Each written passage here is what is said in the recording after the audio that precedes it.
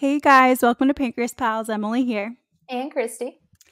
And this week we are gonna, take it back a little bit to what we wish we'd known when we were first diagnosed. This comes, I think, on my 8th anniversary, pretty much to the week. Christy, you've had it for about 10, no, Yeah, 10. it's gonna be my formal official decade this July. So we're gonna, yeah, oh my God, I didn't realize how kind of close our anniversaries were. Neither did I. Month-wise, wild times. But kind of taking a look back, especially as we get some new listeners hopping on the pod. A lot of newly diagnosed folks are listening, and we feel for you, we hear you, and we were you. So, to kind of kick things off, Christy actually mentioned this. Let's maybe I'll do like a little bit of like a not a dictionary, but a little definition of some of terms that we're probably going to use. But if you're super new to type 1 diabetes or any type of diabetes that involves insulin, we call bolusing is when you give yourself insulin that's either a correction or for a meal. No one quote me on this. I'm not reading this out of a dictionary. This is just my, this is just my life and how I'm defining this. But Christy had a good tip that she wished she'd known that I wanted to start off with, because that's honestly something that is a huge one. So take us away. So I remember, because I was diagnosed when I was 17, so I have a very clear memory of my diagnosis and like sitting in my diabetes classes when I was in the hospital. Head And back to season 1, episode 1 to listen to Christy's diagnosis story. when I woke up from my coma, I was immediately thrown into the diabetic classroom. That sounds like a joke, but Sorry, I just die. If people don't, you really have to listen to Christy's diagnosis story to understand this, but continue, because otherwise it sounds, well, it's terrifying either way. But Christy was in a coma when she was first diagnosed, but she's with us now. So continue. feeling super conscious today. It's all good. I just really remember being told a lot of rules, and I am a rule follower. I'm a big note taker. I follow the rules. I don't think any That's why Christy and I are friends. no cops out there would disagree. I don't have a record of any kind. I like to follow the rules. So I remember one of the biggest rules that they told me when it came to bolusing for a meal was that you give all of your insulin up front. You take it immediately before you eat. You can't take it minutes before you eat.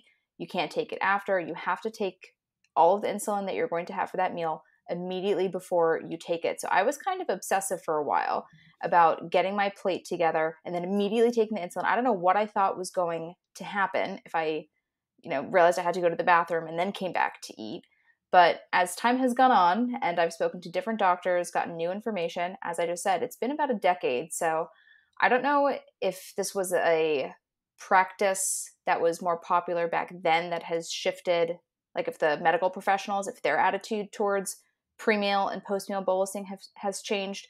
But I feel like it was in the last year or two, working with a new endocrinologist, that I found out you absolutely can bolus after the meal. In fact, if you are going to estimate, I tend to look at plates, and I don't really estimate by carb, I estimate by unit. Like when I look at a serving of rice that I'm going to have, I don't think how many carbs is that.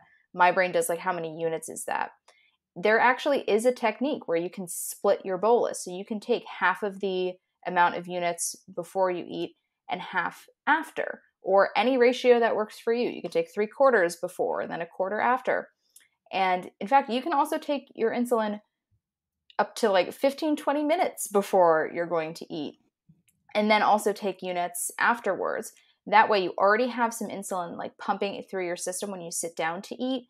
And then, especially if I'm on the lower side, the post-meal bolusing has been huge for me because It helps you avoid that crash. it helps you avoid the crash and also the spike afterwards, because food sometimes takes a little while to digest. So if you're sitting at like a cool 90, but you are going to have a big meal, if you take all of your insulin up front, there's a natural just kind of like flow, which having the CGM has been hugely helpful to watch. But, that might come down a little bit and then go back up. But if you are getting the low alert, you were at 90 before the meal, and then you're getting alert like, hey, you're at 75, 74, and you're like, oh my God, why is this going down? It's because you had so much insulin in your system and you're still digesting. So if you can take a little bit of insulin before and a little bit after, or take it all after if you're like riding on the lower side, but you're going to have a bigger meal. Like this was all just huge news to me, and it has been so helpful. I wish I had known that I could give myself insulin after the meal and that I can give myself insulin like 20 minutes before the meal. There are a bunch of strategies there that no one told me about when I was 17. So there are a few caveats to this. First, I want to say that Christy, it's important to point out that Christy was using multiple daily injections, MDI, which I I feel like still am. still is Always, using this. always But and forever if I can. I mean, like back in the hospital when she was first diagnosed. So when I was first on MDI, I was told the same thing. But I have since learned when I got a pump a few months later that had capabilities of dividing the bolus for you, or like increasing a temporary basal to give you more, make up that bolus over time. Basal's the background insulin that I get from my pump, or it would be similar to like a long acting insulin for multiple daily injection.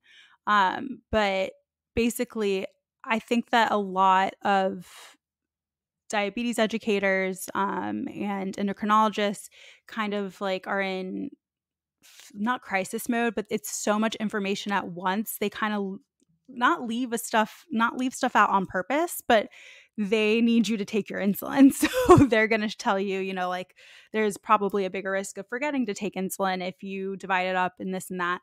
But personally, getting on an insulin pump for me and having that kind of remind me or give me that insulin on my own, like that, dividing that those boluses up actually has completely changed my life and my management.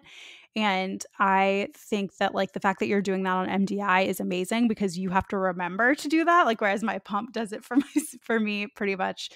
But I also think that it's interesting that the way a lot of endocrinologists and diabetes educators kind of approach type 2 diabetes, at least from my experience in people I've spoken to, but also the research I do for my day job at Prevention Magazine, where I'm like editing a lot of stories that are about type 2, since type 2 is so prevalent in the US. Um, I think that that's just some knowledge that a lot of type 2 insulin dependent diabetics aren't given, and it definitely affects your numbers. So, a big caveat is that about dividing your boluses is definitely looking at what's on your plate, like Christy said.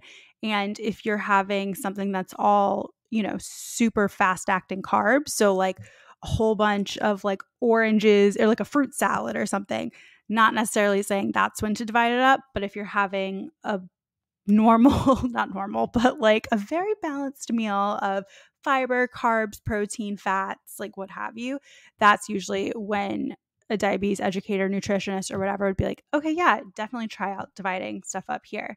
So definitely speak with any professional about that before trying it for yourself. But if you have a CGM, which is a continuous glucose monitor, which Christy is now on, which we've had a few episodes checking in with her about because she recently got on it, like within the last year. Um, I think it's definitely worth trying it out. You get to see how your blood sugar is affected by dividing up those boluses, that insulin given at different intervals. And it's crazy to see how different your roller coaster might be of numbers. Like, could be a slow monorail of numbers, which is what we all want, not an actual roller coaster, but literally like a subway. Or it could be, like a kiddie coaster, which happens to me, but is normal, where I'll like oscillate 60 points during before and after a meal, but then, come back down. It's such a good technique for covering so many different types of meals and carbs that like I wish that I'd known about it sooner too. But I understand why a lot of people aren't told it, but you heard it here, folks. So definitely ask your doctor and ask different people about that if you're like, what the hell are they talking about? But we're not talking about dividing your long acting insulin. This is specific for actual short acting. Although, Dividing your long acting is good too if you're on multiple daily injections, right, Christy? yeah, that actually is something else I was going to say. So it very much varies depending on what type of long acting insulin that you're on. So initially, I'm like going back here, I'm actually on my third different type.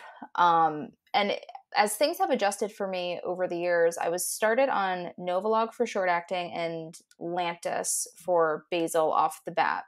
I did that for years, and then I started rising overnight, I think is why I started going on the Toujeo, which doesn't last, it lasts for like 36 hours rather than that traditional 24. So I was only taking the Toujeo once a day, but basically there was overlap. So, because it's an imperfect science for how long exactly the insulin will last. Like your 24-hour insulin might only last like 18 hours some days. Like And there's it peaks at different times. Like there's just so many variables when it comes to that.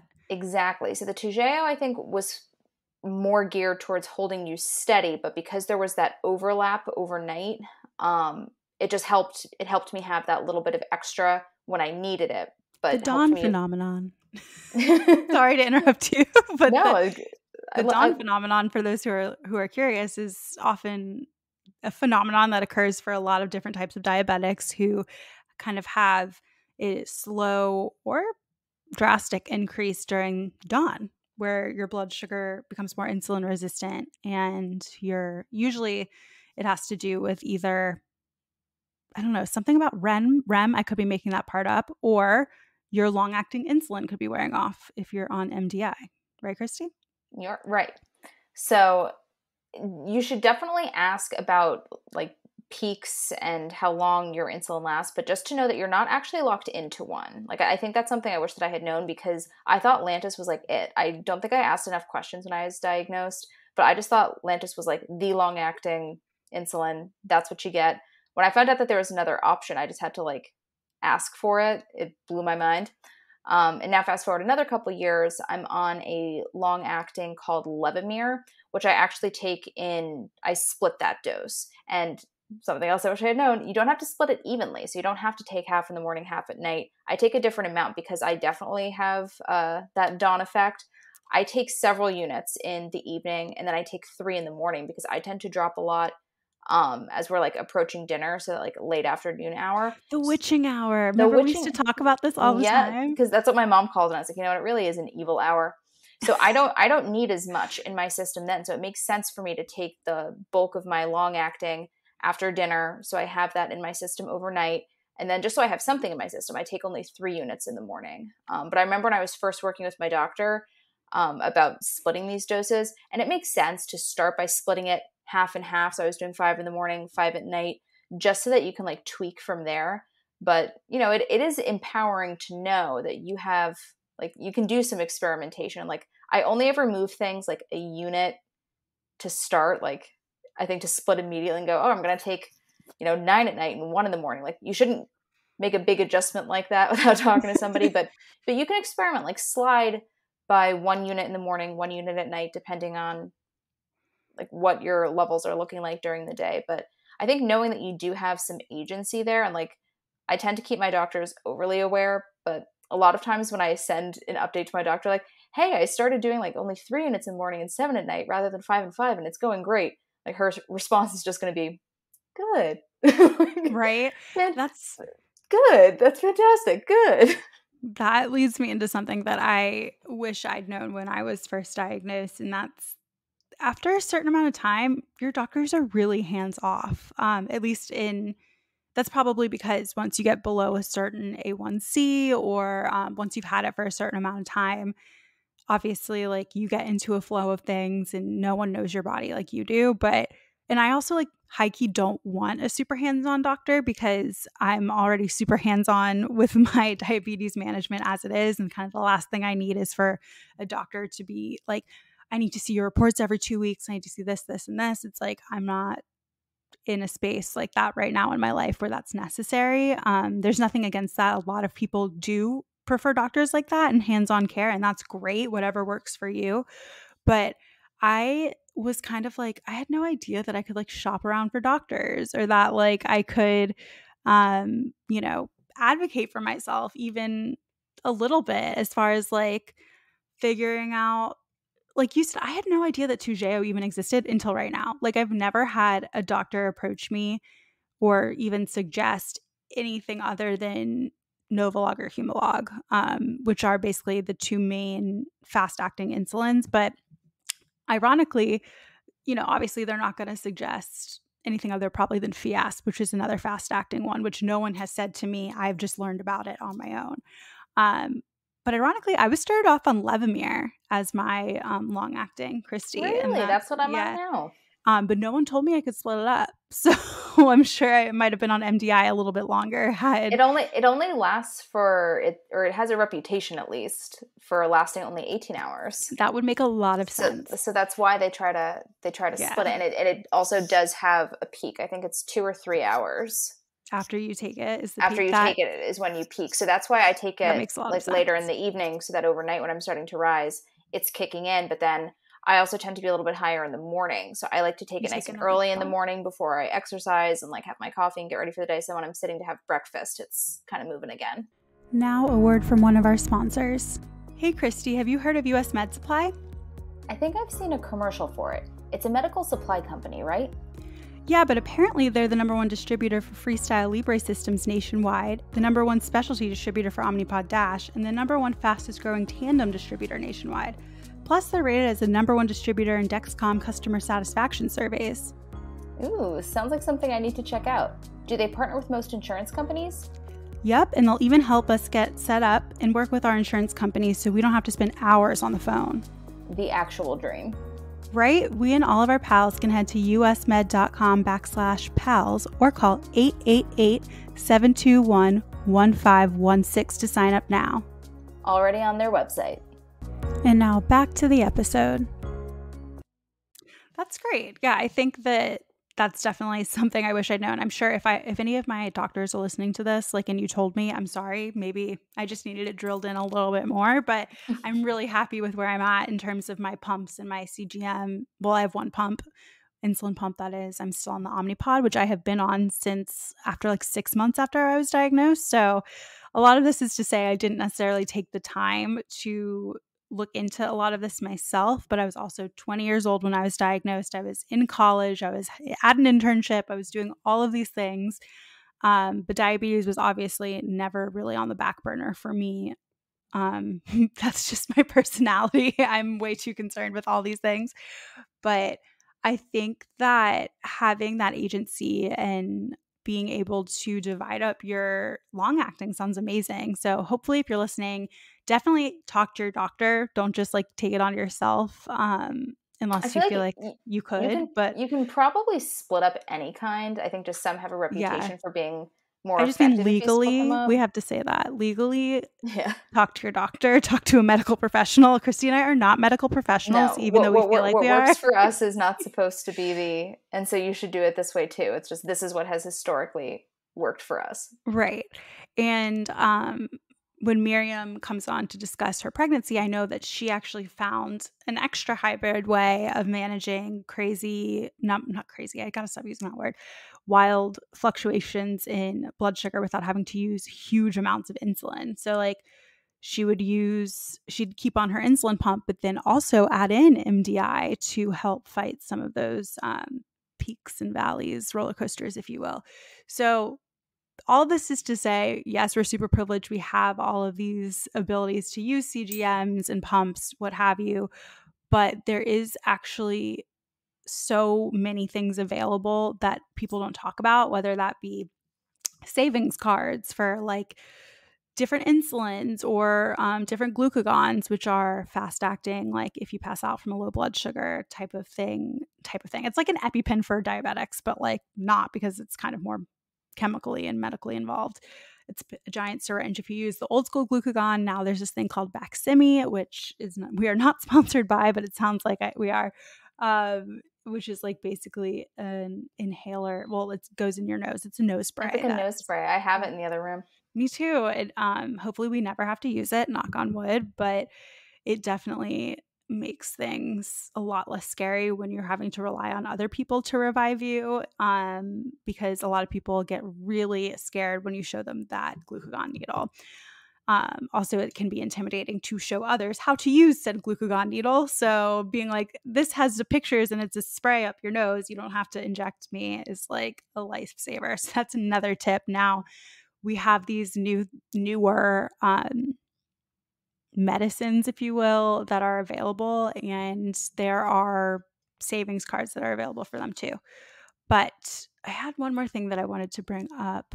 Oh, my big thing is that this is also mostly for our fellow US citizens, because anywhere that has nationalized healthcare, I'm sure this doesn't apply to you, but you can ask for a different meter. Like I had I've basically had pretty much every type of meter, like glucose meter, not continuous glucose monitor, but meter, so finger prick, what have you, to check my blood sugar over the past 8 years, because I've had like 4 different insurances, because every time I get a new job, I'm on a different insurance, and then also I was on my dad's insurance for a while when I was a youth and got to have that. I I know you miss said that. that. I was like, oh, I remember not making those monthly CBT. payments. Oh God.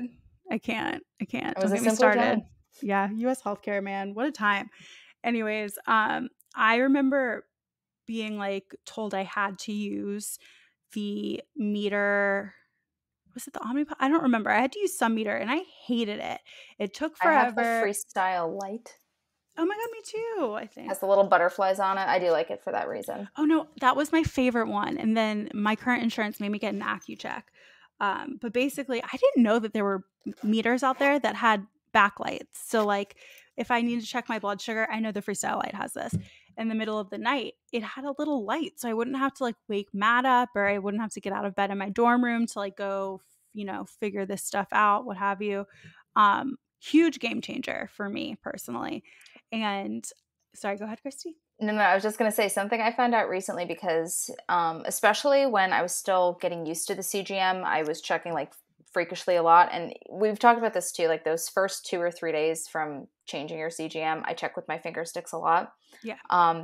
That backlight, it should always be working if the meter is fully charged. At least this is true on the Freestyle Light because that's what I use. If at any point you turn on the light and the entire meter just dies, or like you don't get the reading, it turns off, it's not a bad finger stick. Your meter has low battery and you need to get a new one.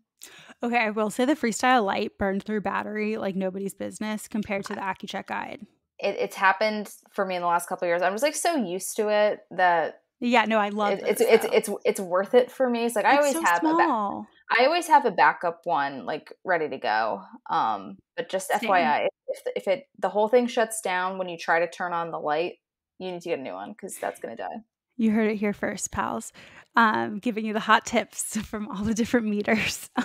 But I basically have been scouring the what's covered and what's not. A lot of companies have no idea what they actually cover in terms of diabetes supplies. So you have to talk to the insurance company, which will then send you back to your company, which what have you. It's a long line of things. But basically, I did my research and I found out that I would still get covered a good amount with this.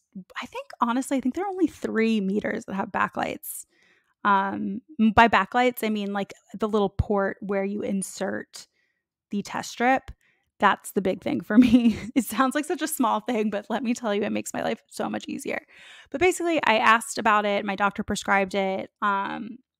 And it ended up being, even though it wasn't preferred, I think it was just $1 more or something a month, which for me was worth it. So again, it kind of goes back to all the stuff we talk about, advocating for yourself and asking questions and trial and error.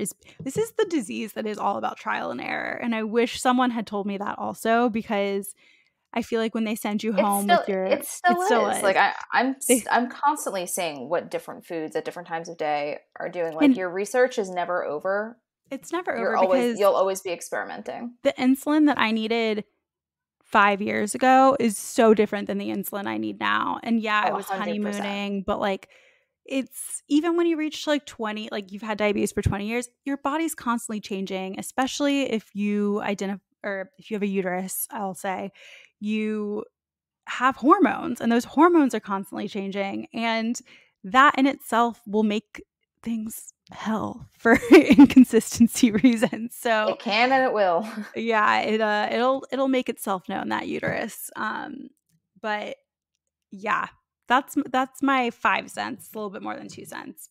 Like, I remember feeling guilty when I had to go up like, when I'd see how much insulin I was using at the end of the day, and I was like, "Oh my god, does this mean I'm not eating well? Does this mean, like, my sugars are out of whack?" Whatever. But I realized, A, I was getting tighter, management, like, I was staying within my Dexcom lines, if you will, more frequently, but B, I was also enjoying food more and I was doing all these other things. But like, I remember my doctor being like, oh, you don't want to go over like 12 units a day. This is like when I was like honeymooning or something.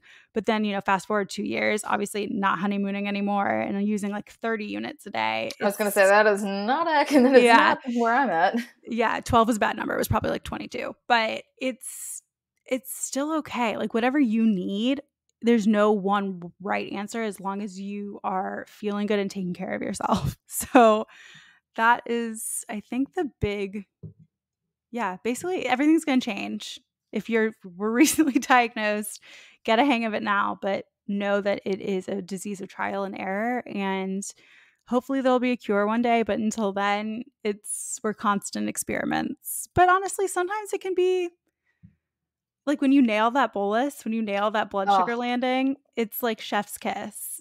I mean, also when you don't, it can feel like fresh hell. But no one puts in the work but you. Even the caregivers when you're younger for sure, but once you're doing your own management, which like at some point we all need to do, it's exhausting. So when you get those wins, you got to celebrate those wins. That was beautiful. Oh, thank you. I went off on a tangent. Did you have anything else you wish you'd known, Christy? No, I think you summarized it really well there. I don't know when I was diagnosed. I was told like this is forever. You'll never get rid of this. But I wish that it had been phrased to me in that way, just like you're never going to be perfect at this. Because I Right. think I was waiting for that feeling for a number of years where I was like, all right, so eventually I'll be able to eat whatever I want and dose and like never ever ever be out of range because I'll just know, like I'll just never ever have a problem. I'll never ever be low when I'm out with friends. I'll never ever be high when I'm home and sitting on the couch. Like I'll just know how to avoid that. Like what works for you one day might not work the next, and it's such a frustrating feeling, but it's It's not okay. forever. It's okay, and that part is not forever. Like just know that all of the bad feelings, those don't last. Like the disease is never going anywhere, but We hope it when will one day, but we're not going to give anyone false hope here. So for now, this is how again, to not cope with not it. not medical professionals, but Not medical yeah, professionals. I wish that it had been laid out for me in a little bit more of a hopeful way. Just like the expectation is not perfection. Like you shoot for that 100 as often as you can, but like It's okay to be it's okay. 200. It's okay. It Nothing is happens. perfect. It happens to Yeah. the best of us. But I think I just understanding that like I didn't fail if I Right. go out of my There bounds. there's just like such a like a connection, at least for me, um, being a little bit of a perfectionist or just caring so much about getting things right, which, I'm in therapy for, which helps, with my diet. Like, I see a therapist who has type 1 diabetes and like she's great and she'll, kind of help manage those. But like, those expectations that I put on myself, but I feel like a lot of that has to do with what we're told at the beginning of diagnosis. And like, there's no right way to tell someone they have type 1 diabetes, right? Like, there's no cure for it right now. There's a whole bunch of great technology and management if you're privileged enough to get it. And I think that it's hard because doctors and medical professionals have to drill in the importance of taking care of yourself. But 9 times out of 10, that terrifies the person being diagnosed. So, because the fact of the matter is, it's a scary disease. Like, I'm not going to sit here and be like, oh, I'm never anxious about it, or I've totally landed, how to cope with something, let alone how to actually bolus for something, but actually how to cope with something. It's something that we're continuously learning, like we're continuously learning about our bodies. So I think that kind of like as the years go by, I've noticed that I have to give myself more of a break. Um, which is weird to think because you'd think as the longer you have a disease, the more you'd nail everything. But my expectations for myself have changed where I'm like, I've had this disease for longer. Things do get easier at times in terms of like figuring out how many carbs are in something or, realizing, wow, fiber actually does, count for me I can subtract some fiber from this meal or add a longer extended bolus for some protein and fats. But the diabetes is still going to be there and not everything's not going to land at all every time. So realizing that like as long as my A1C is under 7 for me, which by the way, A1Cs are bullshit. Sorry for anyone listening who's like, living and dying by an A1C, but it's absolute trash. And I think it's something that we should never compare others to, or each other's to. I don't know, words are hard, but like people who post their A1Cs on social media, good for you, but also not my thing. I'm like, I don't want anyone to see a number and be like, well, why am I not there? Or, am I doing something wrong? This disease is hard enough as it is without having to compare yourself to someone else. Like my body is my body. It's not the same as anyone else's, and no one else should have an opinion on it. Like I will Girl, go off on a preach. tangent about that. Ugh, it drives me insane when I see people like, oh my God, you have like a 5.3 A1C. Like that's huge. Congratulations. You should absolutely celebrate that, what have you. But I don't want to put that in someone else's face. Like I don't, that can make or break someone's day for sure. So pals, if anyone ever asks me what my A1C is, I'm going to tell you to check yourself in a loving way and less intense than I just did right now. But I don't even know where I was going with this other than it gets better. It doesn't always get easier, but it gets better, I should say. Right? Yes. I don't know. Circle back with me in a week. I'm sure I'll have a different opinion. Depends on the week I have. But so is T1D. Check in with us next week. Yeah. That pretty much wraps us up. I think my long tirades, tangents. I hope some people took some good actionable things away from this. Definitely look into splitting up your boluses or your basals, or I don't even know, anything you want. Check in with a medical professional. We're not doctors. Yeah, if you made it through, congrats. Follow us on Instagram at pancreas_pals, on Facebook at pancreaspalspp. Email us on the emails on the Gmail, pancreaspals123@gmail.com. We love hearing from you guys. I swear we do have some exciting people we're interviewing coming up, including hearing from Miriam, and maybe hearing some cute noises from Max, little Bebe Max, the latest pal to join the clan. But as an honorary always, pal. yes, forever. Hopefully he's never an actual pancreas pal. We hope his pancreas continues on. But we have actually pancreatically capable pals, so I shouldn't say that. We don't discriminate based on beta cells. Anywho, yeah, I'm spiraling. So everyone have a great week. Christy, as always, you are effervescent and a joy. It's a pleasure to be here. Happy to talk, Em. All right, everyone have a great rest of your week. Bye. Bye. Today's episode was brought to you by US Med Supply. Thanks for listening. Hey, Christy, have you heard of US Med Supply? I think I've seen a commercial for it. It's a medical supply company, right?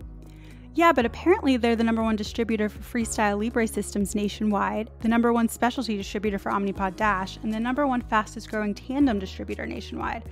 Plus, they're rated as the #1 distributor in Dexcom customer satisfaction surveys. Ooh, sounds like something I need to check out. Do they partner with most insurance companies?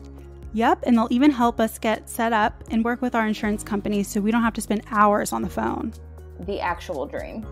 Right? We and all of our pals can head to usmed.com/pals or call 888-721-1516 to sign up now. Already on their website.